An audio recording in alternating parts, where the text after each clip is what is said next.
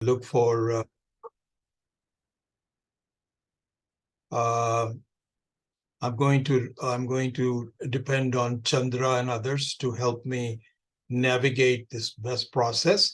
So I'm also learning, but let us see how that goes. Anyway, this is all that I wanted to say. And hold on, let me turn this phone off.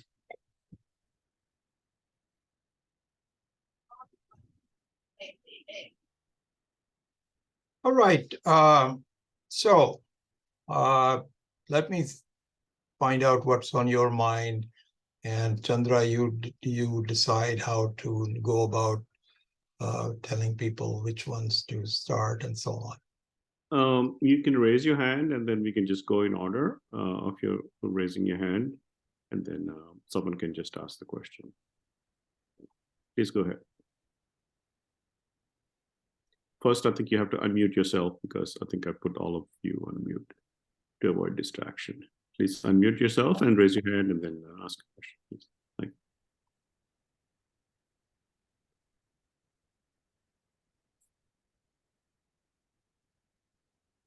you. Everybody's waiting for someone else to ask a question. I think Poonam had a question. Go ahead, Poonam. You can unmute yourself. Yeah. Namaste, Vijayji. I think my question is not specific to the Mandukya or the Shiv Sankalp Sutram we are reading, but it is, I think, the combination of two. The way I am understanding, one of the key quality of basically a student who is on this path is ability of their mind to be in the what they are doing, and what they are doing, mind to be in it. So what are some of the things in your experience, like I can start doing, which actually helps that ekagrata of mind, if I say in Hindi, man ki ekagrata, when I'm part of a class, or versus even reading offline or praying. So I think that is one of the constant reflection I see it in me, is it wonders a lot. And I have been reading just, in general, the journey of different, people, Mahatmas, and then ekagrata actually is one of the key aspect I see it in them. So can you please maybe give some practices which one should do it on a daily basis to start going towards a little bit more, ensuring you are always in it. You are able to hear your Vani when, like, through mind, like as we are reading in this Shiv Sankalp Sutra, mind is the main, basically, I don't have the right word, sorry, but mind is the main part of your subtle body probably, which actually helps you feel everything. If you are seeing anything, if your mind is not there, you will not see it. So that's what I'm trying to figure out, is like, what should I do differently, which can help me move one step forward slowly. Okay. So the way I look at it and the way I understand from the Mahatmas is that ekagrata cannot and should not be forced. If you want to have a focus of the mind during the day and you're not able to, this is going to create a problem for you, which we didn't have before, because you will now have an additional idea that I'm not able to do this. I don't know what else I could do. And those kinds of ideas will come in. So to go after ekagrata when you are not yet qualified for it is putting the cart before the horse. So the main thing that the Mahatmas tell us is that you have to prepare yourself in understanding where you are going wrong, what the Vedanta's message to you is, what is it that you have to do to understand the Parameshwara, which is the Antaryami in yourself? And then you have to slowly educate your mind. Because if the mind, you see, the mind is very logical. Individual minds are extremely logical because it will do what it thinks it should do. In the pre-Vedantic stage, and even during the Vedantic study stage, it feels that going outside and gaining some sukha from outside is the natural thing to do. And that is what it's convinced about. And so if you try to tell it and say, no, you should not be doing this, you should really be doing, let's do Ramanama, and so on and so forth, mind will say, I guess this guy is not listening to me, because it will reassert itself in a natural way. So the way to do that is to first educate the mind and slowly develop an understanding. I think that, there's a one word which I really like in English, which characterizes self-knowledge, and that is appreciation. So at this point, we do not appreciate what our self is and what the Parameshwara hiding in there is doing for me. I don't appreciate it. I don't have an understanding of it. I haven't put the right efforts to do it. And so naturally, I am just totally involved in anatma. That's what the mind says, and it feels very natural to me. It's attracted to it all the time. So the thing to do is to really start to appreciate the enormous power and beauty of the self which is lurking inside of me. And until I educate myself so that I can properly appreciate it, ekagrata is not going to help. So I think we should postpone it for the time being, ekagrata. And I think that we should really spend the time in educating ourselves as to what is real, what is unreal, and slowly work with the mind as a partner to the mind. So the buddhi and the mana has to be a partner, or saying, this is where I'm making a mistake. I remember reading, I think recently, I'm now going into the second prakarana by Swami Akhandanandaji, which I've done about 2 or 3 times in the last year. But I'm revising the Vaithatya Prakaranam very recently. And in one of the lectures, one of the discourses, he says that what our mind before the Vedantic education does is to pray to Ishvara, please make me happy. Please make sure that I have good experiences. Please make sure that nothing bad happens to me, and so on. So this is the pre-Vedantic stage. The post-Vedantic stage is that the prayer is still there, but it changes its nature.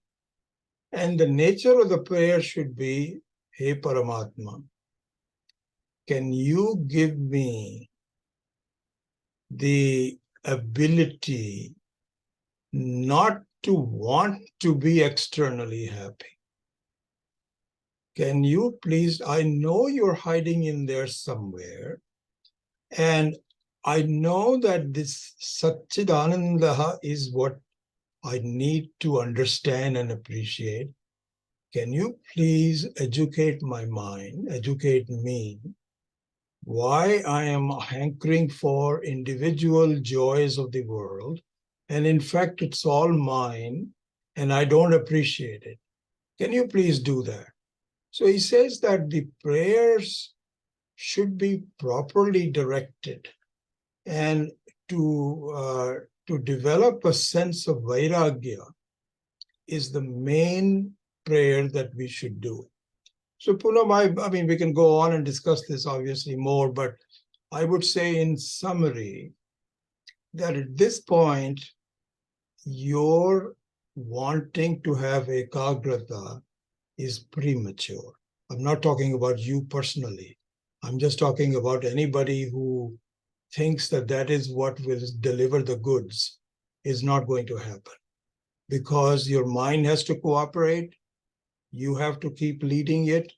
And together, the two of you will make sure that the natural, it has to happen in a very natural way. Later on, when you are prepared, then you will find that doing meditation and samadhi and going to temples and so on becomes so natural and so pleasant that you wouldn't want to do anything else. So that's the process that we have to follow. So anyway, I'll stop now, but hopefully that was helpful. Yes, you answered my question actually. Thank you. Quick follow-up, Guruji. When you say ekagrata, or when Puramji is saying ekagrata, does that mean meditation or? So it could be either one of them. Meditation in the Vedantic sense is called nididhyasanam. And so the nididhyasanam is different from the other non-Vedantic meditation. Nididhyasanam means that you recall into your mind whatever you have studied and bring it up, and then focus your mind on it for a short time. Again, it will not happen for for a long time. But I have to tell you personally that there are times when I don't want to quit, but I have to, because my family wants it, or there's some phone calls or something. But now I don't have any time for meditation. It can go on for a long time. This didn't used to be before. So that just means that I have more material to think about. I have more attraction towards, the Paramatma within me. And so I'm enjoying it more and more. So the nididhyasanam will be based on whatever you have taught. The ekagrata of meditation, which is somewhat artificial, which is still useful, is to just do some, Hare Rama, Hare Krishna for a while, and don't have to go through all the teachings to support you, because you haven't had one, or not you, but somebody that hasn't had one yet. So the nature of meditation changes.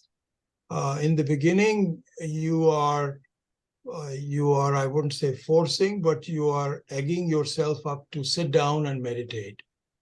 Then what I find is, now I'm finding that if I'm reading some passages in the morning, which I always do, I spend about an hour going through material, I find my eyes closing, and I'm just thinking about the sheer implication of that. And it could be another 15, 20 minutes. And I said, let's see, where was I? And so this becomes much more natural. So this is a transition from, trying to do it, and then not needing to try to do it, it becomes very automatic, which is what Swami Dayanand used to say is called Sahaja Samadhi. So Sahaja Samadhi means a natural Samadhi. And then the final thing would be that even if you are talking to people, you are working, you are taking care of things, whatever that, then the thoughts of where you are and what you are, what is real, what is not real, becomes so natural that it becomes, this is the Jivan Mukti that comes in. But there are intermediate stages where you begin to expand the presence of your teaching from 15 minutes to 20 minutes to so on and so forth, until it becomes so natural, which hasn't happened for me yet. I'm still on my working on that. But the path forward is very pleasant, very beautiful. And so that's what I would say is meditation as an ekagrata. I think Kasab Chopra ji had a question. Please unmute yourself, Kasab. Hari Om. I've been struggling for one shloka of Srimad Bhagavad Gita. So to understand my question, I know for sure you will understand the shloka right away, because today during meditation, a question came up the way I should present it. If some person buys a home of 10 rooms and then he buys 12 homes of 10 rooms, and then he says, Mamai Ansho room house.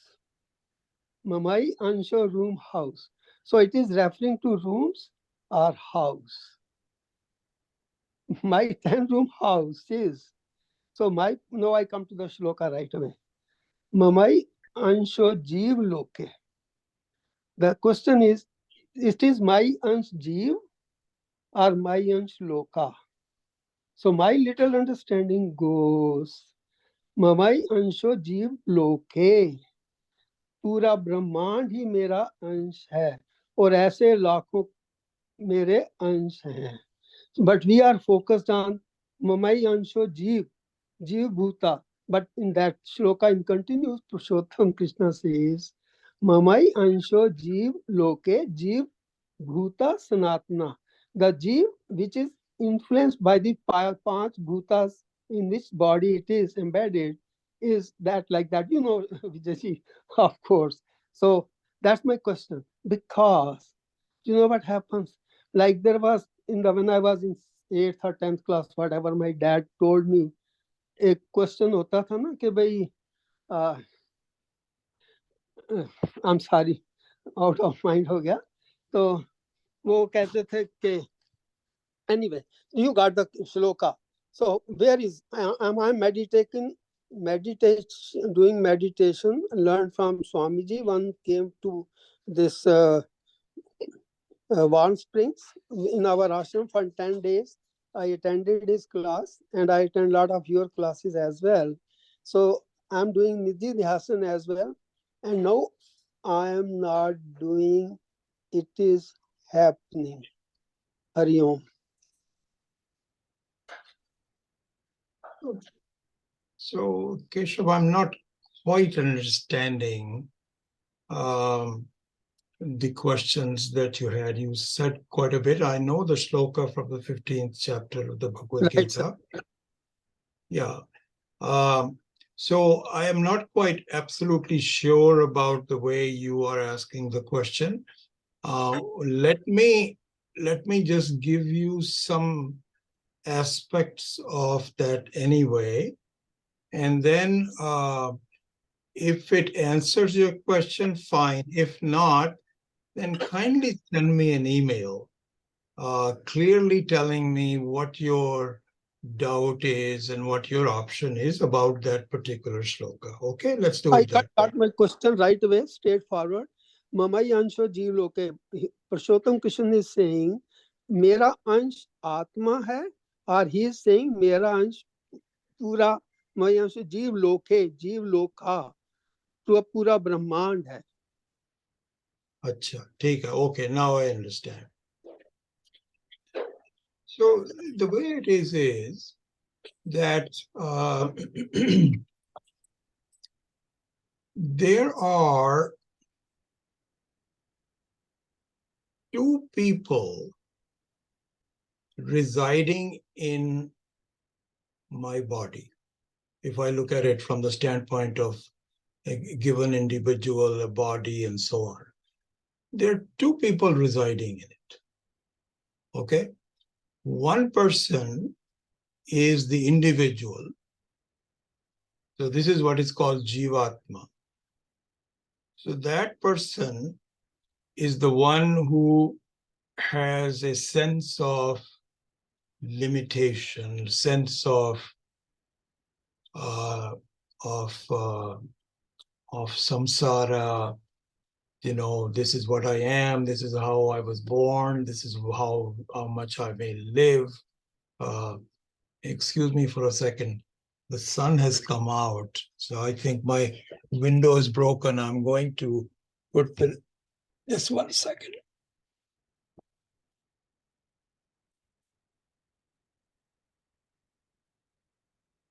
Couldn't see that, so let me see if I can put some. I think you can see me, enough light.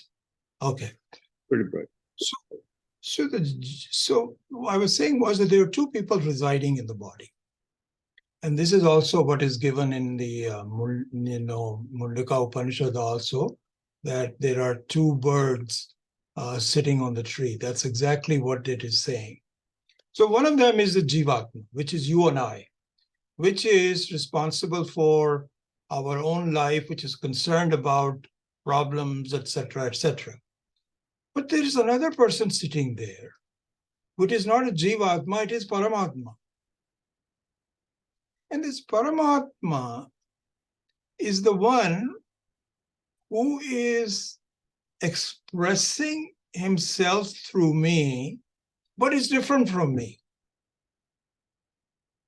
So one way to look at it is that when you have a room space or a pot space, we've been using the room space as an example, then so supposing there is some consciousness in space, Chidakasha,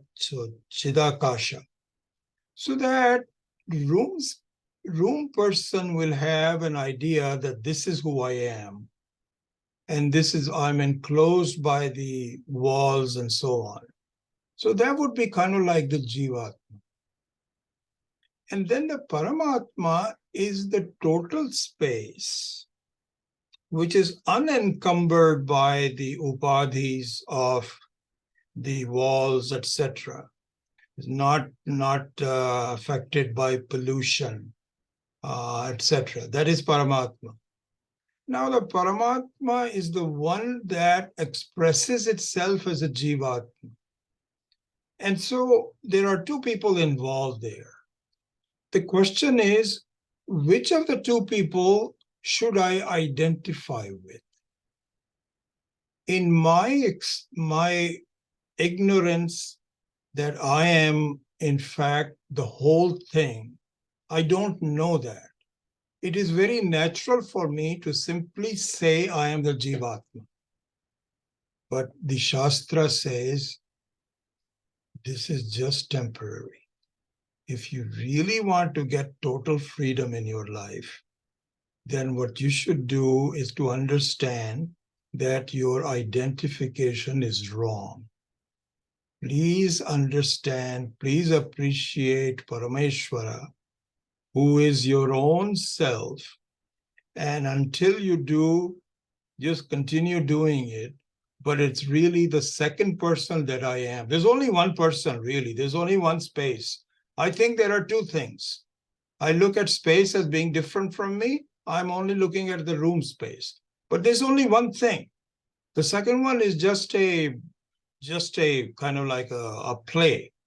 And once I understand that, then Parameshwara takes over and it becomes the total thing. There's nothing to be done, nothing to be born, nothing to die, and so on. So that's the process that we should do that. And I think the shloka is simply expressing that in some way.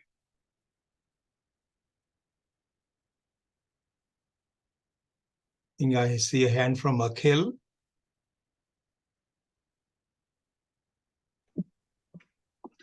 Hello. Am I audible? Yes, we can hear you. All right, thank you. So I'd like to offer some observations on the previous questionnaires and question, if I may. The first one is to Poonamji, and I can share with you my experience, how I've dealt with that situation. And I've been doing it for about 20 plus years, so whatever that means. So the question is, you talk about ekagrata, and that to me is focus, concentration, simple words.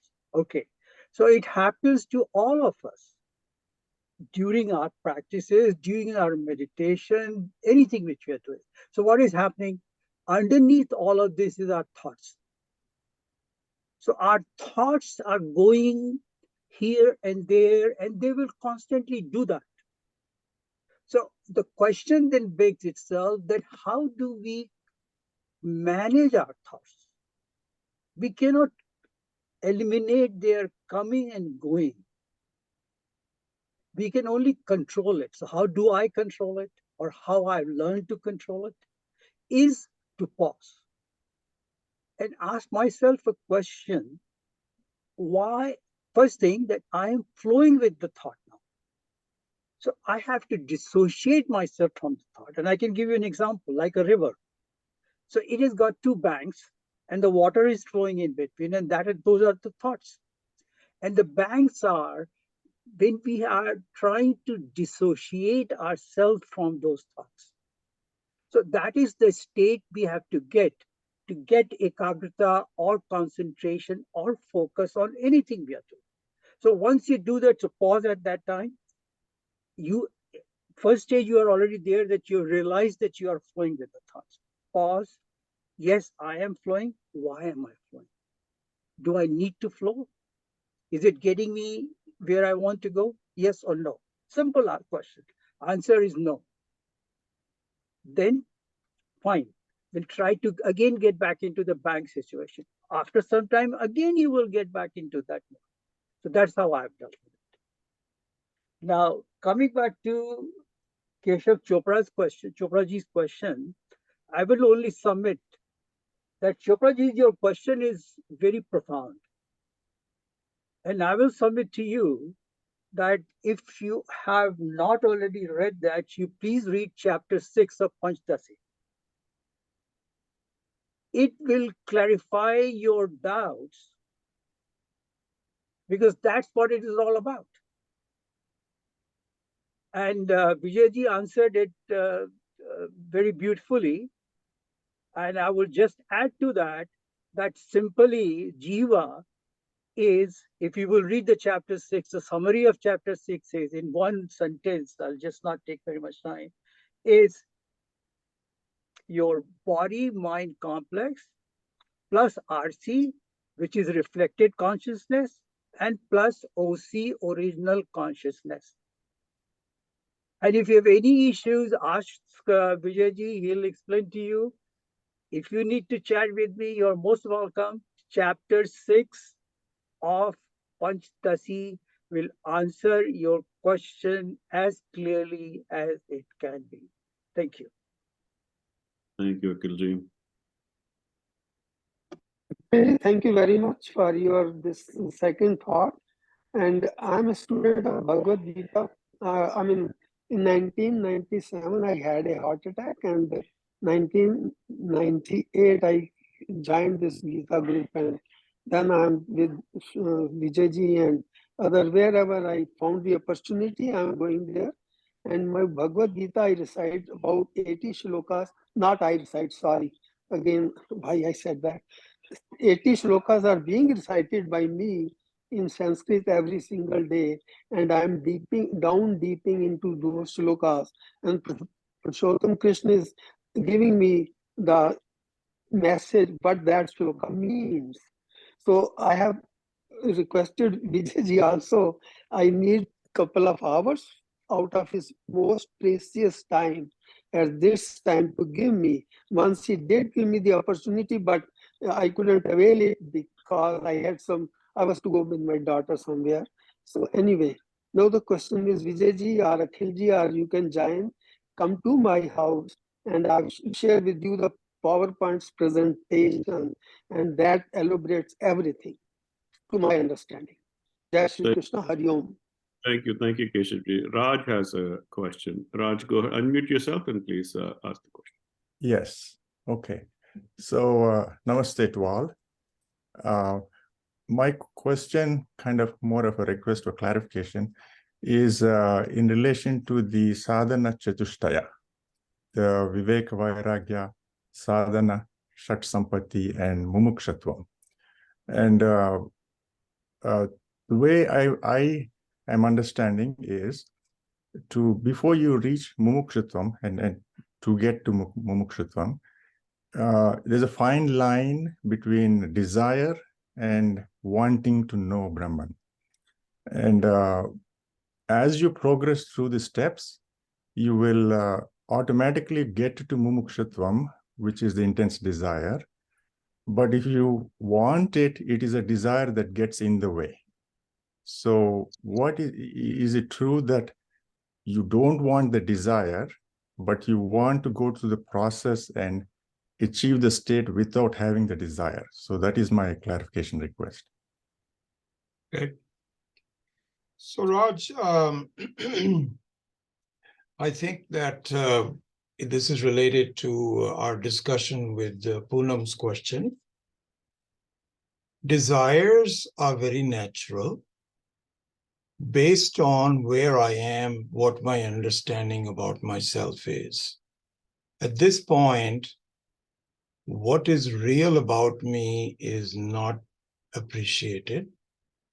What is unreal about me is appreciated better. And because of that, my desire for fulfillment in worldly things is very natural, and it will express itself. However, as I begin to get educated as to where the reality is, then my desire for the unreal things will diminish, and the real desires will increase. This is also a gradual process, because but their Shraddha is important and part of the sadhana chatushtaya, because the Shraddha means that I have been doing everything that I can to fulfill my desire for freedom, but it has not worked. Can you please tell me, what do I need to do? So there the Shastra comes in and says that's because it's very natural. You have not inquired into the reality of yourself. If you do, you will find that things that are, so for example, our Shastra says that if there is something dirty lying on the ground, which you know it is not healthy, you won't have a desire for that. You won't have a desire for that. Right now, that's not the situation. I find that things around me are so attractive, and they actually fool me because they give me some temporary pleasure that my desire continues. As it depends on the teaching, I begin to appreciate who I am. Then both things will happen. Desire for outside things will naturally diminish, and the desire to continue to increase my focus on myself will increase, which will increase mumukshutvam. So it is not unnatural. This is the way things are. The main thing is to really study what is Atma, what is Anatma, what is temporary, what is permanent, what is temporarily useful, and what is permanently useful. As I completed a study on that, I continue to study on that, it will become a very natural thing. This is the way I look. So the cornerstone, as I see it, is the Viveka Vairagya part, which will lead everything to naturally to the next stage. And Viveka Vairagya is the cornerstone. Totally true. Absolutely. Viveka Vairagya is absolutely. This is what I've been saying in the classes also. Viveka is obviously very important. This is where Shravanam comes in. But Vairagya is equally important because I give credence to the Viveka. Otherwise, this is like Parameshwara knocking on my door and asking if I can please admit him. And I look at him and I says, maybe some other time. So Viveka without Vairagya, this is what Swami Chinmayananda used to tell me. I remember this so well. There's only two wings of the bird. And if one of the wings is not functional, it will not fly. So Vairagya is very important. Both of them are very, very important. And the rest of the things will all follow. Yeah. Thank you for the clarification.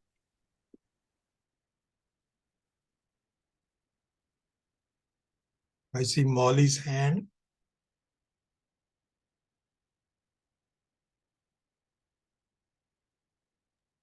Thank you, Vijayji, for taking our questions today. I have sort of a follow-up question. As we're learning through the Shastras about Viveka and Vairagya and trying to recognize the truth of who we are still living this so-called life, this so-called reality, and presented with challenges and likes and dislikes. Can you tell me if this Parameshwara that we're presented with, could it be considered sort of tailored to our particular needs for our recognition of the truth and helping us toward moksha? So your question is, understand this Parameshwara that we speak of, is it tailoring and so say that again one more time. Is it tailored custom to me specifically to help me with my journey toward moksha? Help me with the recognition of Viveka and Vairagya. Okay. Thank you. So, yeah. So the thing is that where I am at this point in time in my life is a function of a lot of history, lot of background in multiple lives. It's not just this one life. That's just one expression. My thoughts, my desires, my ability, my tendency to accept people, everything. This is what is called, you can call it vasanas or samskaras. Very powerful in that way. Okay. So this is a joint effort between Jivatma and Paramatma. Because the Paramatma blesses me to fulfill whatever I want to do. It gives me the karma phala based on my own background and so on. So you say, well, this is what I want to do. So Parameshwara says, okay, all right, let's do it.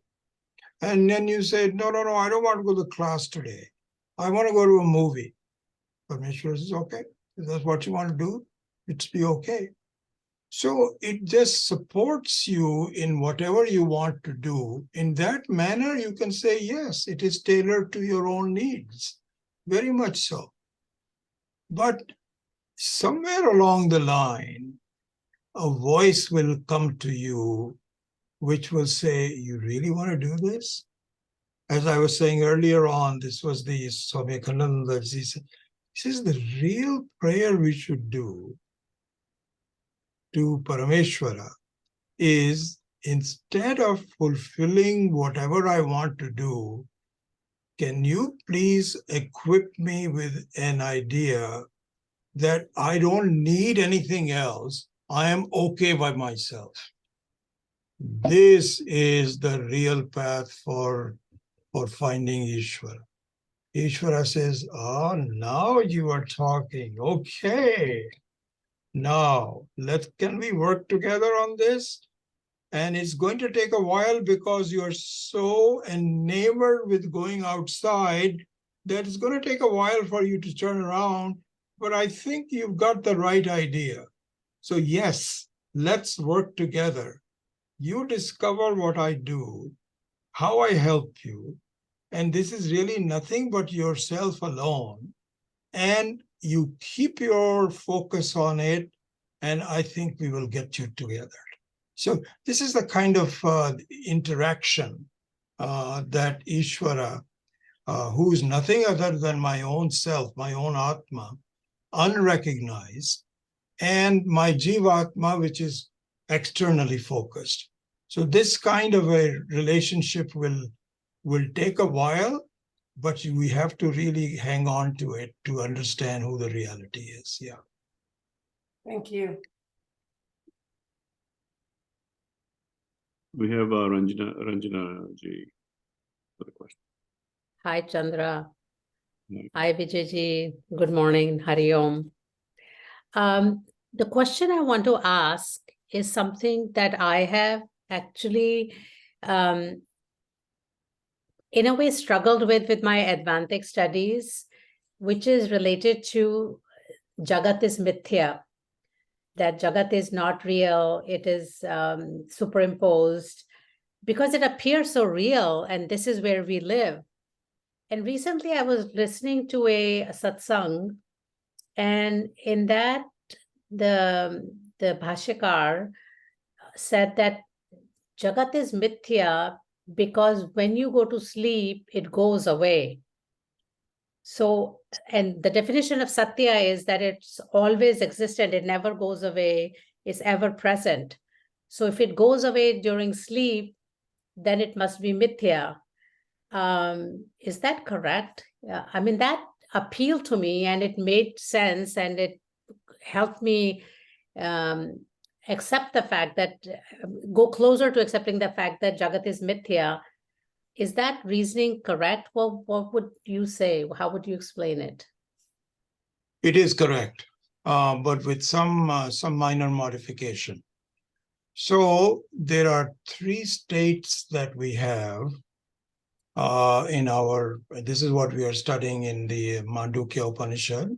Mm-hmm. The 3 states which, by the way, occur every day. So this is a reminder to us within it for 24-hour period, because after that, it is just a repetition of the same. So one is the Jagrat Avastha, the waking state. The Jagrat Avastha tells us that everything is very clearly. So this is what is called Asti iti eva upalabdhavyam. So Asti means everything is. Yes, the world is characterized by its presence. This is what the Jagrat Avastha does. Okay? And so this is, you cannot look at anything if it is not there. You cannot experience if it is not experienceable. And so everything is. Good is, bad is, future is, past is. So this isness is the main characteristic of the Jagrat Avastha. Okay? Then comes the Swapna Avastha. What the Swapna Avastha does, if we really study it based on the instructions of the Shastra, because we have to really follow the instructions of the Shastra. What Shastra says is that Swapna Avastha is the one that tells you that the Jagrat Avastha is actually mithya. So it is not the sleep, which it also does. I'll come to that in a minute. But it is the swapnavastha, the dream state that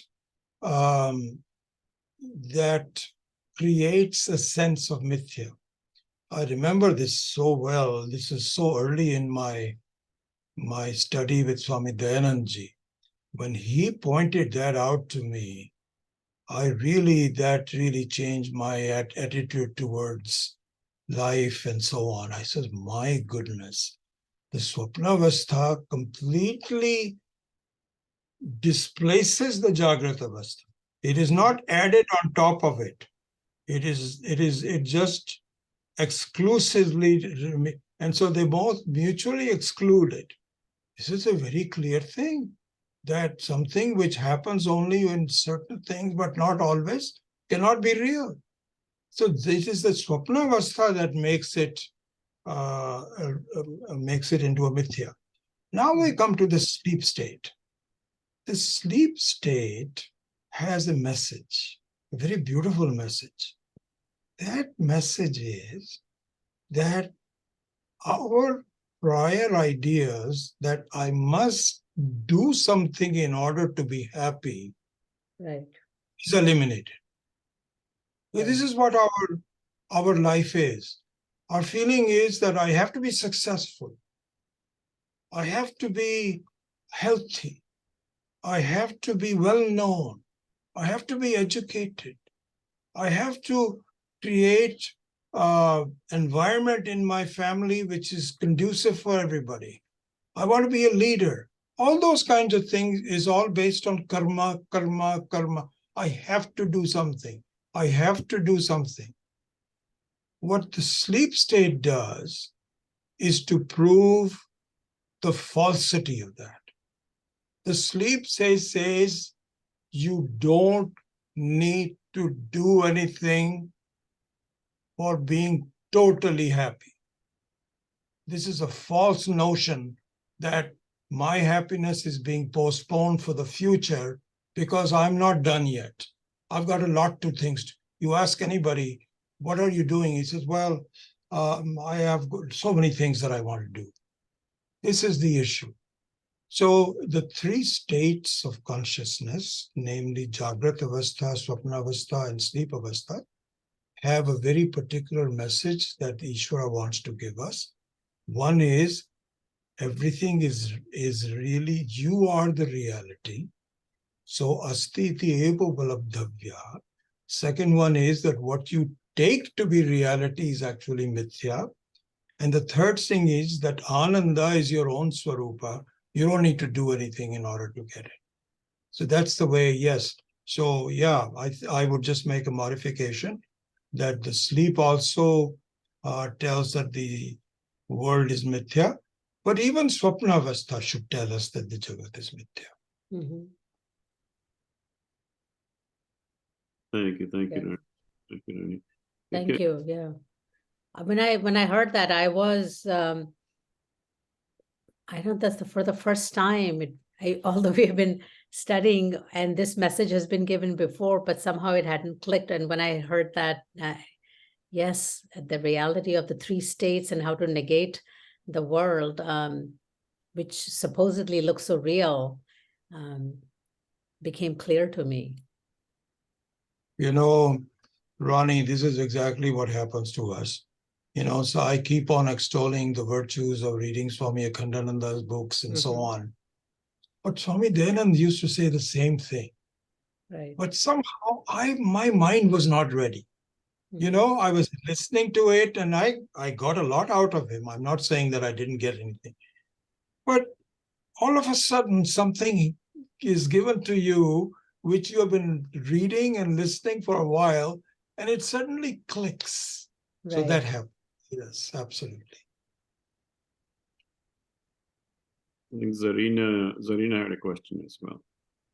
Go ahead, Zarina. You can unmute yourself and then ask a question.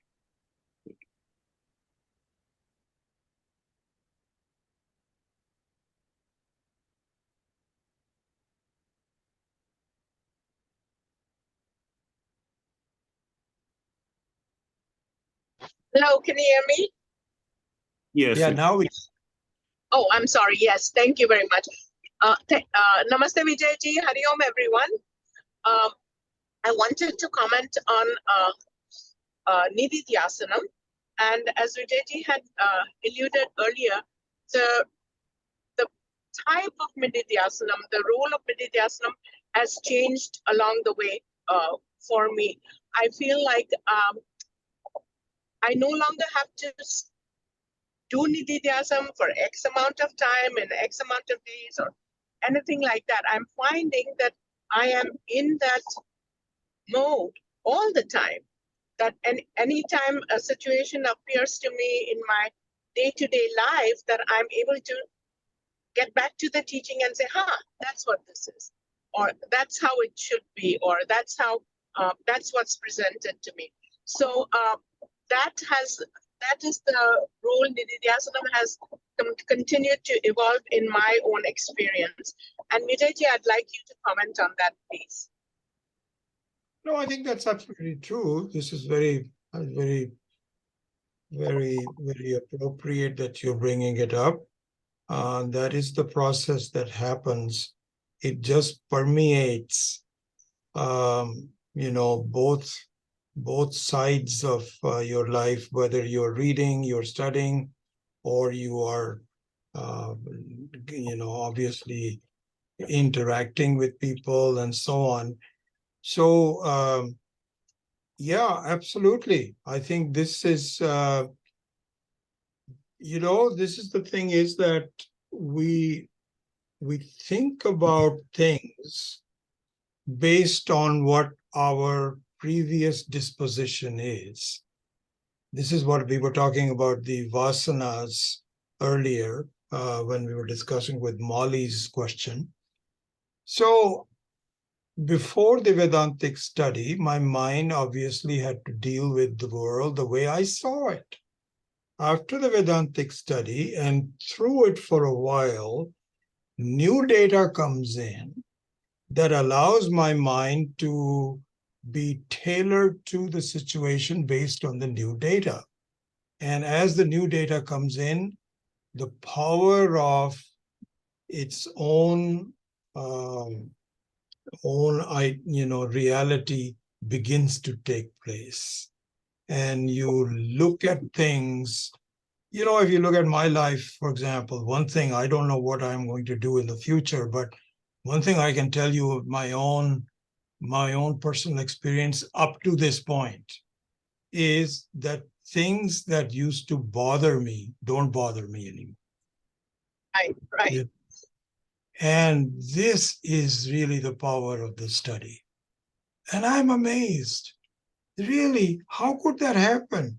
Because I was very convinced about how people should behave with me, how my life should be.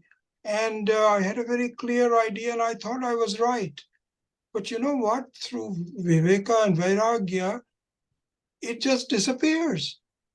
Things become bad. If I just give you so many different examples. If you go someplace and it's an unexpected delay, that used to bother me.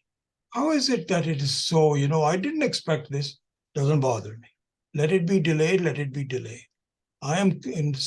So that's exactly, Zarina, what you were talking about is that whatever interactions you had with people, a sense of being okay by yourself never really leaves you. And this is a very, very beautiful result of the lifelong study that you have done. I'm very happy about that. Thank you, Vijayji. I owe it all to you.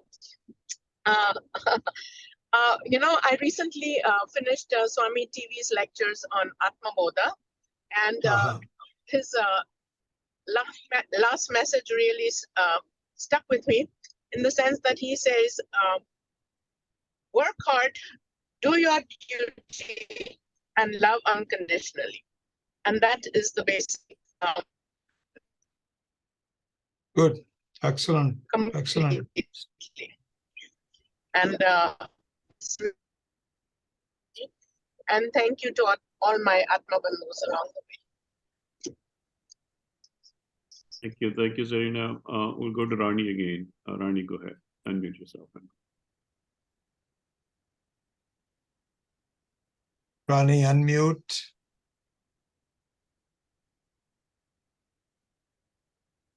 Okay, can you hear me now? Yes. Yeah. Yeah. Thank you for this opportunity. I wanted to share another observation or another experience that I have, or sense something that I've been experiencing lately. So, when I sit down for my meditation every day, like many people have said, you know, it's easy for the mind to wander, and whether you are meditating on Om or a mantra or whatever method you're using.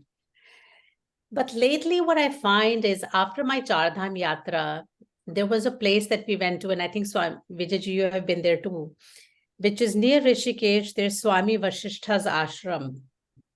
Yes. And it's right along the Ganges. The Ganges, Maganga flows very smoothly in that area. I don't know what happened to me when I was in that place. It was like magical for me. And it was after the rains, the trees were very green. And my mind and heart seemed to have parked itself in that spot. It was so peaceful. I did not want to leave that area. And lately, what I find is when I sit down for meditation, my mind wanders over to Vasishthi's ashram and Arundhati and his wife Ma Arundhati's ashram, and just flows with the Ganges, and I'm dwelling in that place, and it gives me a lot of peace. It calms my mind down a lot, and it just wants to stay there. So I just wanted to ask you, is that okay? Am I in a state or a stage in my meditation? Will it progress beyond that automatically? Is it okay for me to just stay there while my mind wants to stay there? I'd like to hear your comments on that. No, of course. That's a very beautiful experience. And the only thing that one should see is that experience of Ananda is always yourself. Mm-hmm. The triggers might have been going to the Vasishtha ashrama, to the Gufa, beautiful place, I've been there. And those were the triggers. The same thing happens when you are in a temple. You pray and you are surrounded with things that are not conflicting in any manner. But the ananda of going to a temple or to Char Dham or to any other place is only an external trigger. But the place of the ananda is yourself. And for a while, you may need triggers to experience that ananda, but as you progress, you won't need triggers. You would be feeling ananda by just closing your eyes. Because until then, it is very natural. When you close your eyes, what comes up is problems, hunger or things that are undone. And so it doesn't allow your ananda to be yourself. But occasionally you can simulate it by removing all the other external disturbances and just focusing on the Ganga, on the ashrama, and so on. So this is exactly what happens. So Rani, what I would say is that there's no harm is recreating in your mind and going back to it, but slowly discovering that even that is not needed. Even that is, you don't need, you can imagine that if you have to, go back to the Vasishtha Gufa in order to be happy, that's not a good thing to be. You need to be happy by yourself without any external aids. And so, yes, in the beginning, yes, for that discovery to take place is beautiful, but slowly it should permeate to the point that you don't need anything external. You are just happy the way you are. Thank you. Thank you. Thank you, Ronnie. Thank you, Ronnie. Go ahead, please. Can I go ahead? This is Ganesan. Go ahead, Ganesh. Namaste, Guruji. Hari Om to everyone. So, couple of clarification from my side. So, when you said the room space on the total space, the teaching is for the room space to understand that I'm the total space. So, the room space. The teaching is for the room space that I'm the space playing the role of the room space. I'm space playing the role of room space, right? Yes. Okay. So now going back to the 3 stages, what you just mentioned that. So the room space goes through 3 stages: a waking state, a dream state, and a sleeping state. So during the sleep state, the room space becomes a space. During the sleep state, the room state do not have an identification that I'm not space, I'm the space. So one of the area where I struggled a lot is during sleeping itself, the space will not know it is a space. The space will not, since the room space is missing, it will not know it is a space. But once it wakes up, it recognizes that I did not have any experience over a period of time, so I must have been sleeping, and that was a great experience. So that happiness came, being space, that happiness. I'm just using that analogy consistently here. I was not a jiva at that point of time. I was just self, or the awareness of the conscious at that point of time. So since there is no experience during that point of time, I was existing at that point of time also. Okay, so I was previously confusing myself that how come I have a memory? Basically I'm able to recollect when I wake up. I'm able to recollect that I didn't have experience. So how am I able to recollect? Because once the identification, the I-ness itself is not there, then the memory also will not be there, because the memory is connected to I-ness identification. But over a long time, my current understanding is that it is not that the memory was active all the time during the sleep. When I wake up, I just realized that I had a period of no experience. I should have slept well, and that was a great experience. Yeah. So I think those are very valid ways of looking at it. This particular aspect that you mentioned, I'm a little not clear, but it is given in Panchadashi with great clarity. Mm-hmm. And I think we did it in the Ananda chapters, the 5 chapters that we did. I would actually look at it and give you some, because that question answer, that if I was not the jiva, then how can I remember that, is specifically looked at in those in the back and forth between Panchadashi's questions and Purvapaksha and Siddhanta and so on. So that's a very valid thing that I would give you some. I don't remember exactly how it happened, but let me just say this. In the deep sleep state, as you say, the jivatvam is suspended. Very true. Because what creates jivatvam is the mind. Okay? So the mind is the Maya. There's no difference between mind and Maya. Okay? What is considered to be Maya on a samashti is really mind at a veshti. So the mind is the Maya. And the mind itself creates jivatvam. And if the mind itself is asleep, there is no jivatvam. Right? So that part is true. So what remains there is Maya has two Shaktis. So one is Avarana and the other one is Vikshepa. So Avarana is the hiding and Vikshepa is the Karya of the hiding. Okay. What gives me problems is Vikshepa, not Avarana. When something specifically confronts me in my life, then I get, hold on a second.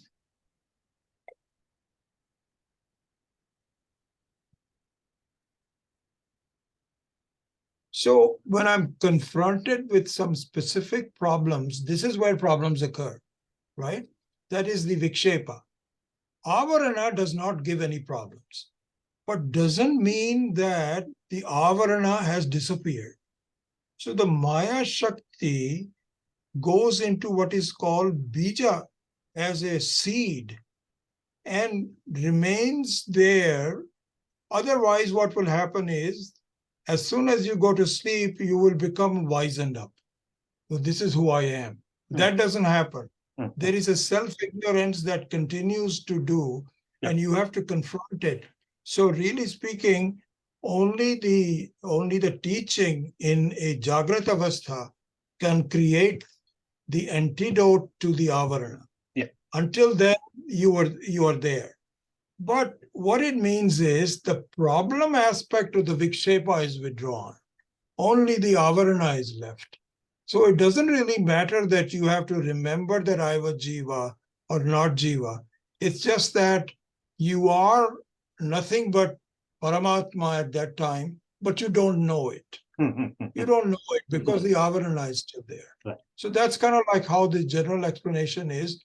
But there is a very specific discussion about what you pointed out, which is given in the Panchadashi, and I will go back and look at it and I will let you know it.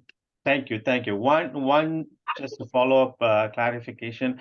When you said Avarna and Vikshepa, I look at Avarna as the ignorance, which is non-recognition, and Vikshepa is the Adhyasa, which is basically misinterpretation. Absolutely. Okay. Absolutely. You know, this is just separately from that. You know, the saying is ignorance is bliss. And I remember Swami Dayanand used to say that. He says, you know, suppose, I mean, it's not a pleasant experience, not a pleasant example, but he said, suppose you had a loved one who has met in an accident, but you don't know it. You have no dukkha by the accident of your loved one. Supposing you have somebody like your son who ran into somebody and he's injured. And it is not until you find out that he is injured. Just the fact that he's injured is covered by your ignorance, and you have absolutely no dukkha about it. Right. So the ignorance has a very powerful effect that we are not aware of. So powerful, in fact, that it negates the entire Jagat from me in deep. Yeah. Thank you, Guruji.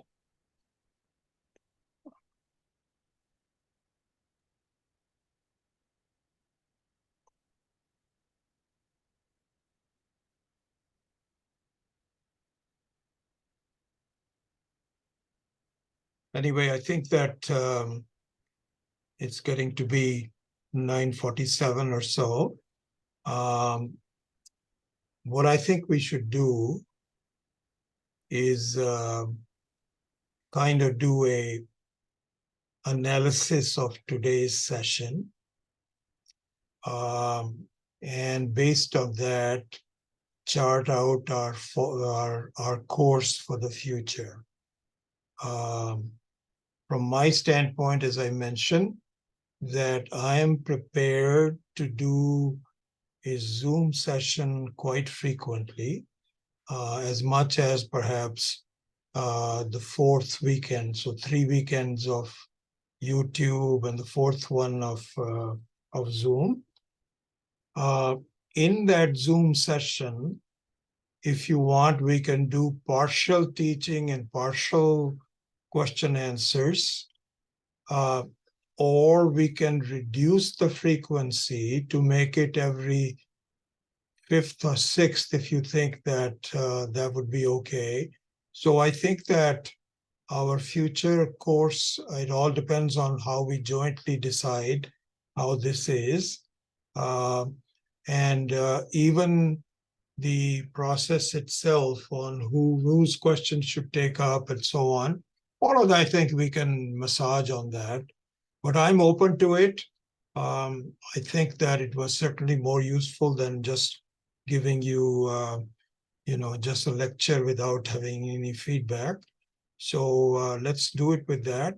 But I think you can even discuss it as part of the WhatsApp group, or if you want to send me a separate message, that would be okay too.